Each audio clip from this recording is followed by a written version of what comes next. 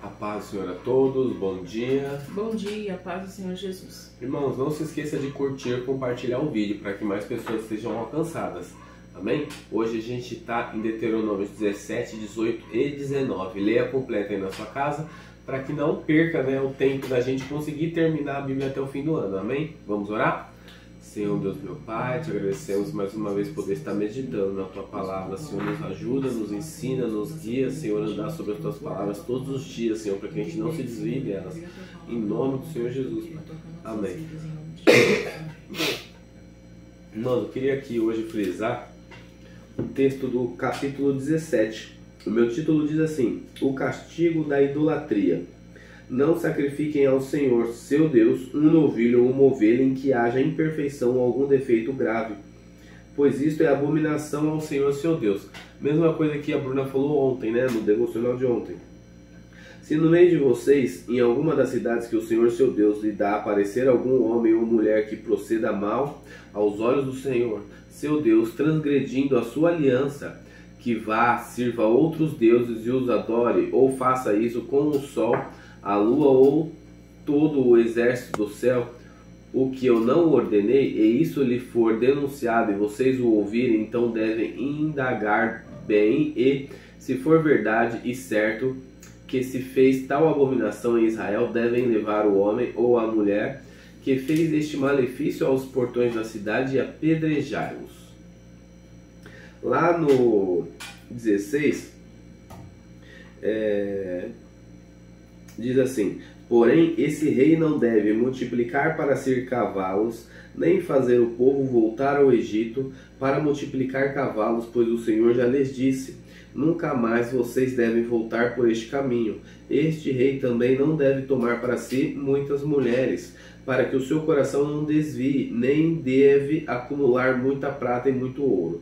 Também, quando se assentar no trono do seu reino, mandará escrever num livro uma cópia desta lei, feita a partir do livro que está com os sacerdotes e levitas. O rei terá este livro consigo e nele terá todos os dias da sua vida, para que aprenda, e nele lerá todos os dias da sua vida, para que aprenda a temer o Senhor. Então aqui ele está falando que a adoração aos outros deuses, mais uma vez Deus está sendo insistente aqui, de que não se deve adorar outros deuses, e que quando for colocado rei sobre Israel, esse não deve acumular muitas riquezas, nem se casar com muitas mulheres, principalmente ir cheirar alguma coisa no Egito. Então, automaticamente, isso a gente já encaixa muito em Salomão. Salomão fez todas essas coisas, fez tudo ao contrário. Mas, como todos conhecem, Salomão foi o homem mais sábio da história. Porém, o que mais vacilou, por ser mais sábio, mais se vacilou. A própria palavra diz que quanto mais se dá, mais se cobra. E aqui embaixo ele vai dizer assim: o rei terá este livro consigo e nele lerá todos os dias da sua vida. Então, para que a gente não caia, para que a gente não pereça, nós que somos falhos em sabedoria, não somos como Salomão, a gente tem que examinar as escrituras todos os dias. Todos os dias, se a gente examinar as escrituras, ler a Bíblia, todos os dias vamos reafirmar, acalentar o temor no Senhor. E fazendo isso, a gente deixa de vacilar o pé, porque a cada passo a gente vai fazer como Davi quando sacrificou, trazendo a arca de Obed-edom para a cidade de Davi. Ele vai dar 6 passos e vai fazer um sacrifício, ele vai dar 6 passos e vai fazer um sacrifício. Então, conforme Davi ia andando, ele ia prestando atenção: Deus está se agradando, Deus não está se agradando, Deus está se agradando, Deus não está se agradando, para não errar, não pecar como aconteceu anteriormente.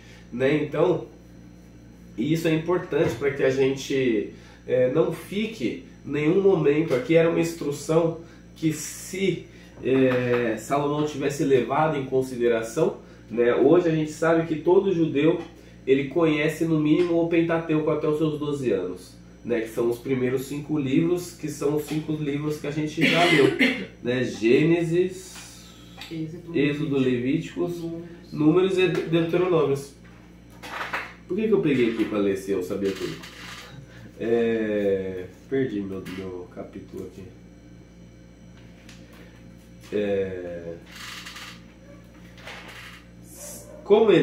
como todos eles eram instruídos na palavra desde os 12 anos, inclusive desde a época de Jesus, desde Moisés, passou por Jesus até hoje, eles eram dessa forma.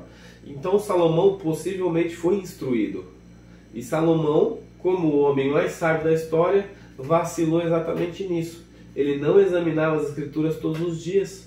E nessa foi a que vacilou o pé dele. Porque ele se casou com uma egípcia, ele foi para o Egito caçar cavalo. Aqui parecia que Deus estava falando exatamente dele. Porque ele foi para o Egito exatamente caçar cavalo. Não era para ele fazer aliança com o Egito. O Egito nunca... Porque, na verdade, eu vou contar um negócio para vocês. Todas as alianças que Salomão fez foi para não ser um homem de guerra como Davi foi. Então ele fazia a aliança que era para os outros países não atacar os dele. E com essas alianças o dele ia se ampliando cada vez mais. Até que essa história chegou lá na Etiópia, de onde vem a rainha de Sabá. Então, a intenção de Salomão era: eu vou fazer alianças e o meu reino não será atingido como foi o reino do meu pai. Davi era um homem de guerra. Então, automaticamente ele fez alianças, e para afirmar essas alianças ele tomava a filha do rei como esposa. Então ele pegou a filha do Moabita, ele pegou a filha do egípcio, ele pegou várias mulheres e se casou com todas elas. Mas aqui ele diz: não terá muitas mulheres. Por quê? Porque automaticamente elas mandam em nós. E quantas ele teve? Quem? Salomão? 1000 mulheres, zoião, né? Uma só já dá trabalho pra caramba. E aqui Deus está falando não ter muitas mulheres. Não podia... Ele passou problema não era muito, duas. na verdade. O problema não era duas, três, era muitas. Mas a gente vê que homens sem sabedoria, né? Colocamos assim da forma mais esculachada possível.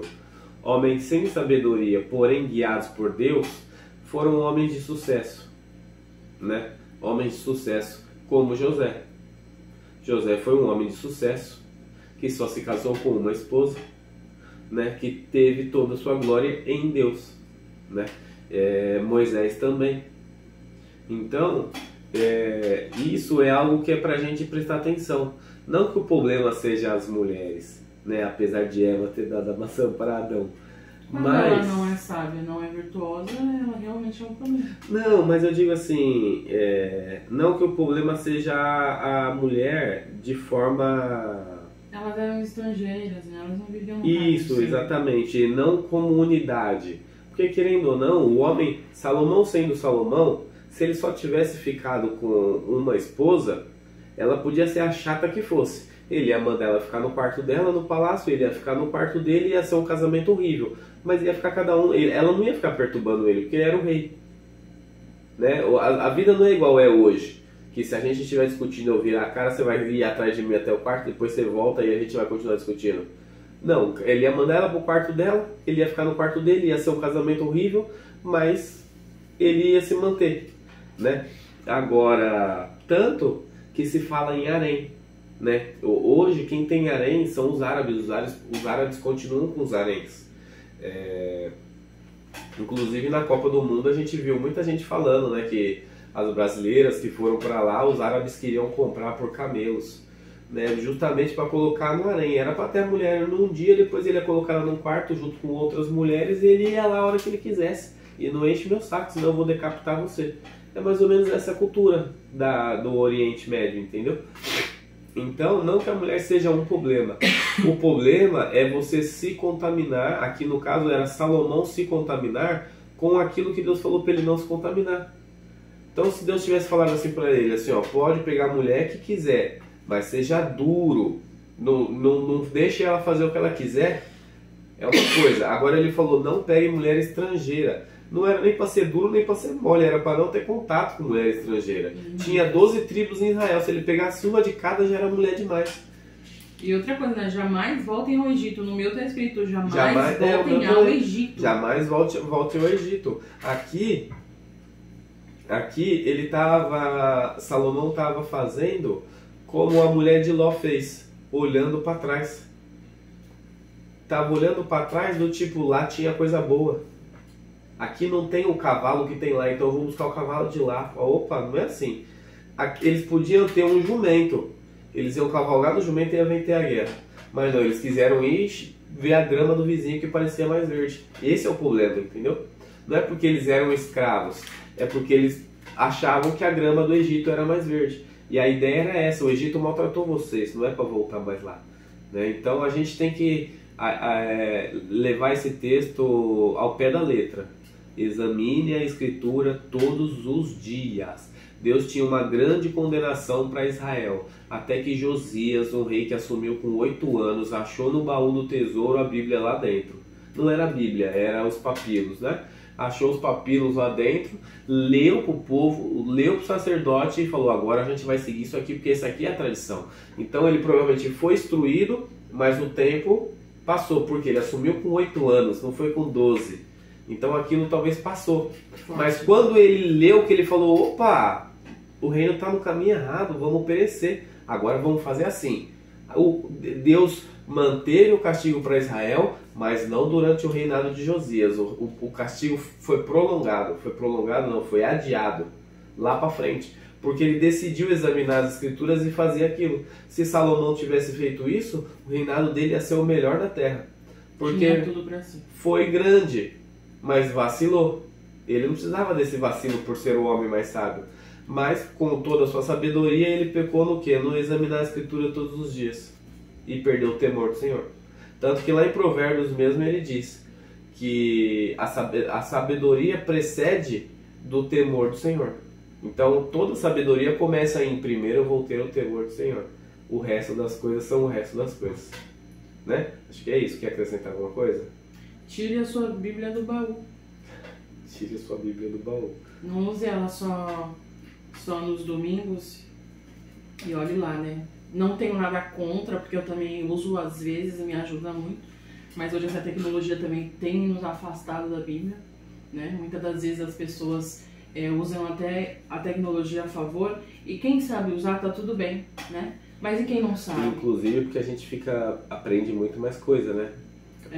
Mas eu digo assim, tem muitos aplicativos, né? E aí muitas das vezes as pessoas usam os aplicativos, então vai deixando a Bíblia de lado, vai deixando... Fora que o celular, ele é uma distração. Né? Quando eu vou ler a Bíblia, eu viro meu celular para baixo para eu não ver notificação chegando. Por quê? Porque aquilo, para mim, automaticamente eu tô aqui lendo e aí eu olho meu celular. Então já tira a minha distração. Então se você tá lendo a Bíblia ali no celular, vai chegar várias notificações, o seu celular vai tocar, e daqui a pouco quando você vê, você já não tá mais fazendo o que você tinha o propósito de fazer. Sim. Né? Então muitas das vezes não leva mais a Bíblia pro culto também, porque já tem no celular, né? Só que no meio da leitura pode chegar uma mensagem para te distrair. Sim. Então isso aqui é uma preciosidade, né? A tecnologia, ela vem atrapalhando, mas eu tô dizendo, né? É claro que também quem sabe usar, quem tem domínio próprio, sabe o que fazer, sabe como usar. Ou compra um Kindle. É verdade. Mas eu acredito que seja, não tô falando que a tecnologia em si, mas Satanás, ele vem com um sapatinho, né? Ele vem aos poucos, ele vem introduzindo as coisas da melhor forma pra gente ver com os olhos depois que a gente vê o que tem por trás. Porque logo isso daqui não vai mais existir, né? Então isso aqui é uma preciosidade. Então tire do baú a sua Bíblia, leia a sua Bíblia, né? Muita coisa vai mudar na sua vida, muita coisa vai mudar. Peça sabedoria ao Senhor, porque eu sei que é muito difícil, né? Muitas das vezes a gente não entende, mas hoje em dia tem outras traduções que facilitam a leitura. Então peça sabedoria ao Senhor, peça para que o Espírito Santo te revele, porque a batalha espiritual é muito grande. Só da gente conseguir pegar a Bíblia e abrir, né, já você ganhou, né, uma guerra. Sim. Uma guerra, né? Então peça força, sabedoria ao Senhor, abra a sua Bíblia, porque aqui é um mandamento, então Deus, ele vai te guiar. Muitas das vezes no seu dia a dia você está passando por uma situação e você lembra: não, mas a Bíblia diz que eu tenho que fazer isso, isso e isso. E aí eu falei a Bíblia diz. E é engraçado, porque quando a gente era jovem, eu e meu esposo, né, a gente falava com um pastor nosso, e tudo que a gente ia falar pra ele, ele falava: não, mas a Bíblia diz, e aquilo nos trazia uma raiva, principalmente em mim. A gente zoava, tipo, nossa, tudo ele fala que a Bíblia diz, ai que saco, eu não quero saber o que a Bíblia diz, eu quero outra coisa, eu quero ouvir outra coisa. Mas não, a gente mal sabe que tá aqui E hoje a gente se tornou a pessoa que a gente tinha raiva quando ele falava isso. Não era raiva dele, era quando ele falava isso, né? Mas não era raiva da Bíblia em si, porque a gente sempre foi cristão, mas é porque ele só falava isso. A gente muitas das vezes queria ver outra coisa. Ele, não, mas a Bíblia diz, mas ele estava certo. E hoje a gente se tornou isso. Tudo na nossa vida a gente fala, não, mas a Bíblia diz, e assim você vai se tornar, porque o Espírito Santo ele vai te guiar, ele vai te lembrar, não, você leu, você aprendeu. Então você vai falar, não, mas a Bíblia diz que eu tenho que fazer assim, eu tenho que fazer assado, porque ela é o manual da sua vida. Isso aqui não é uma perca de tempo. Quando você estiver no seu dia a dia, você vai se lembrar das palavras do Senhor. Isso é muito forte, porque aí, o que acontece? Ele tá te ensinando no caminho certo. E aí, aquela palavra de Davi, vê se em algum caminho mau e guia-me pelo caminho eterno. E é isso daqui que vai te guiar pelo caminho eterno. Você vai se lembrar das palavras, das histórias, dos ensinamentos de Jesus, de tudo. E aí você vai começar a fazer tudo certo, tudo conforme o Senhor, que é o Espírito Santo, vai começar a te incomodar e você vai lembrar das palavras do Senhor. Então isso aqui é ouro na nossa mão, isso aqui é uma preciosidade. Leia a Bíblia. Ou seja, não adianta ter essa sabedoria, né? Salomão... Não adianta. Salomão foi um menino. Vacilou. Se o mais sábio da Bíblia, né, tinha que estar lendo as escrituras, as leis do Senhor, ele não leu e caiu, imagine a gente não é nada. Acho que é isso. Vamos orar?